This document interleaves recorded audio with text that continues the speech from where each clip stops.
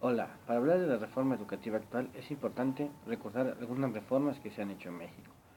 La primera reforma al sistema educativo mexicano después de la Revolución la realizó el presidente Venustiano Carranza en 1917 al desaparecer la Secretaría de Instrucción Pública y Bellas Artes, trasladando las funciones y obligaciones de la educación a los presidentes municipales. En el sexenio del general Álvaro Obregón se llevó a cabo otra reforma para corregir el problema de la educación, ya que los maestros estaban en descontento, pues habían desaparecido escuelas por la mala administración municipal. En 1921 federalizó la educación y creó la Secretaría de Educación Pública a cargo de José Vasconcelos. Se realizó una campaña de alfabetización dando un gran impulso a la educación rural. Se incluyeron nuevos programas y planes de estudio, así como nuevos métodos de enseñanza. En el sexenio del general Lázaro Cárdenas del Río se reformó el artículo tercero constitucional dándole a la educación un sentido socialista.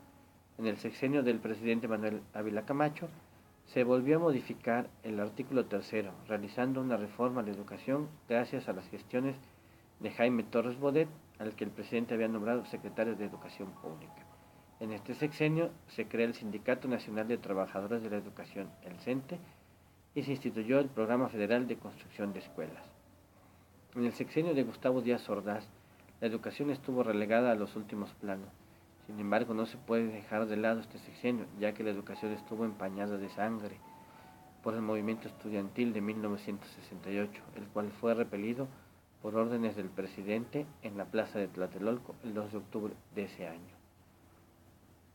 En el sexenio de Luis Echeverría Álvarez se hace una reforma educativa que consistió en varios aspectos muy importantes, sobre todo la implementación de la escuela activa como método de enseñanza. Se inició con una consulta nacional a los maestros, se establecieron los programas por áreas de conocimiento, español, matemáticas, ciencias naturales, ciencias sociales, educación física y educación tecnológica. En noviembre de 1973 se expide la Ley Federal de Educación que sustituye a la Ley Orgánica de Educación Pública de 1941. En el sexenio de Miguel de la Madrid Hurtado se integró el Plan de Desarrollo Nacional, Cultura, Educación y Deporte, que contempló trabajar en los siguientes puntos: promover el desarrollo integral del individuo y de la sociedad mexicana, ampliar el acceso de todos los mexicanos a las oportunidades educativas, culturales, deportivas y de recreación, y mejorar la prestación de servicios en estas áreas, considerando elevar la calidad de la educación en todos los niveles a partir de la formación integral de los docentes, vinculando la educación y la investigación científica y tecnológica con las necesidades del país.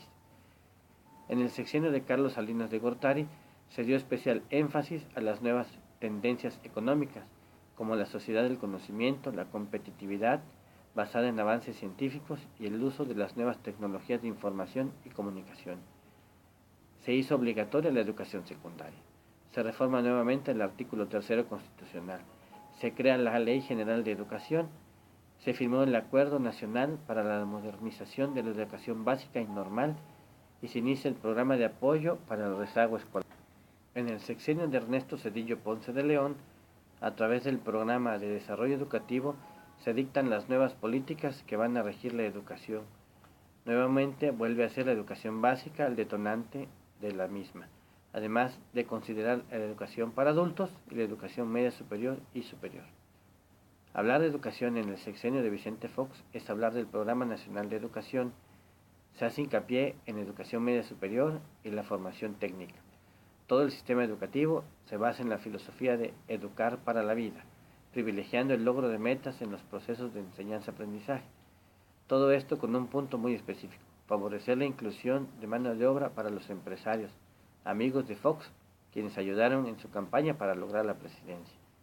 En agosto de 2002 se crea el Instituto Nacional para la Evaluación de la Educación, cuya función es la de evaluar los procesos educativos para una mejora continua.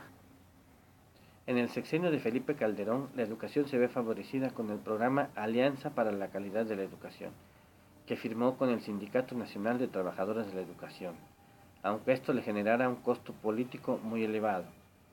Dentro de lo más destacado en educación en este sexenio fue la obligatoriedad del bachillerato como parte fundamental de la educación. Sin embargo, tomando algunos puntos que el rector de la UNAM, el doctor José Narro Robles, menciona, Felipe Calderón dejó pendiente de resolver los casi 5 millones de analfabetas que hay en México, los más de 30 millones de estudiantes en rezago educativo, los casi 8 millones de jóvenes que no estudian ni trabajan, los famosos ninis, y la baja cobertura de la educación superior, que se encuentra 6 puntos porcentuales por debajo del promedio de países de Latinoamérica. Y hablando de la reforma educativa actual, que no es reforma educativa, propiamente es una reforma laboral, es una reforma en donde se modificó el artículo 3 constitucional, donde se menciona que ahora la educación tiene que ser de calidad.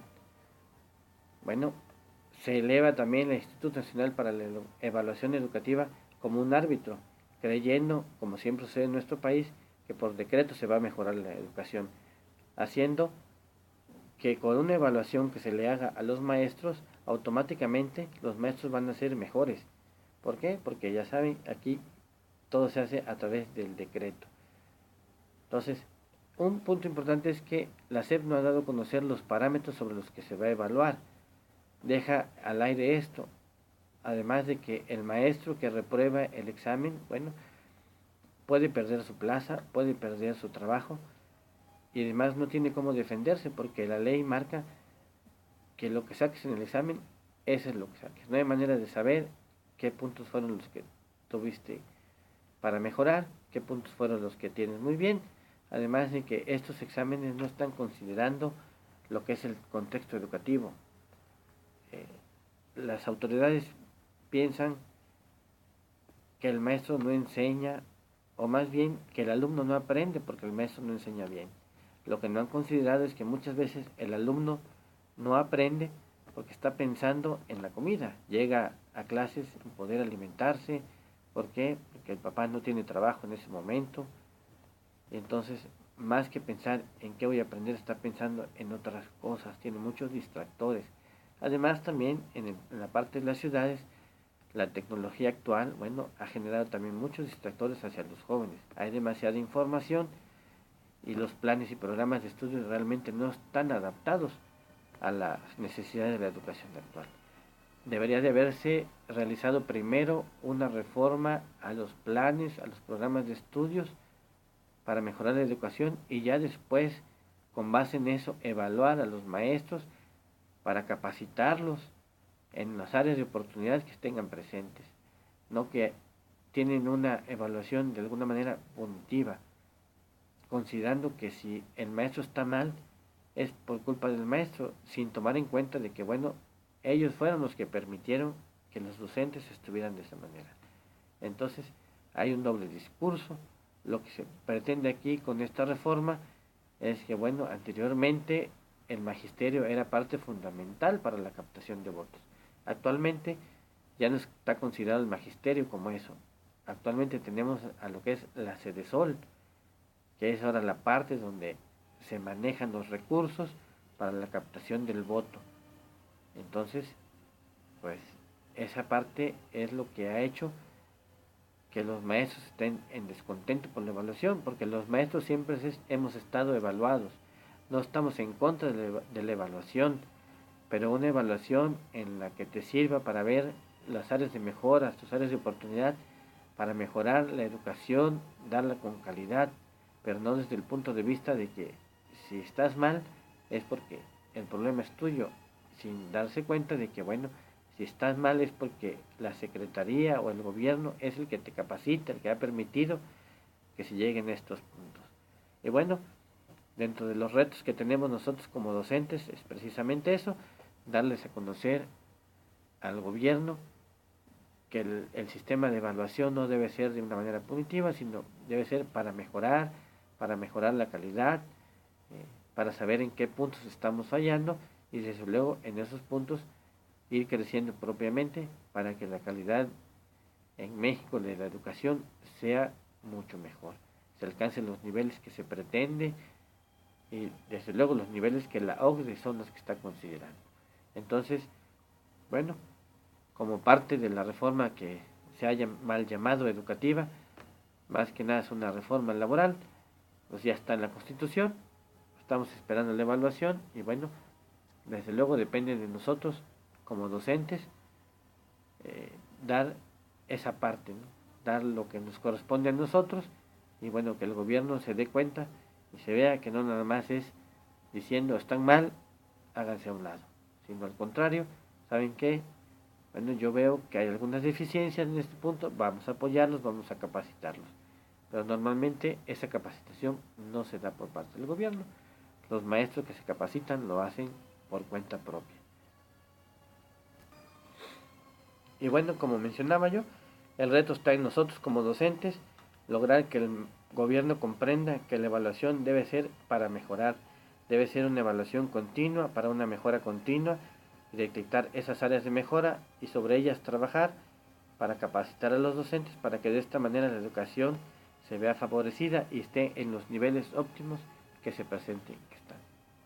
Les agradezco el tiempo por haberme escuchado, que tengan ustedes un excelente día.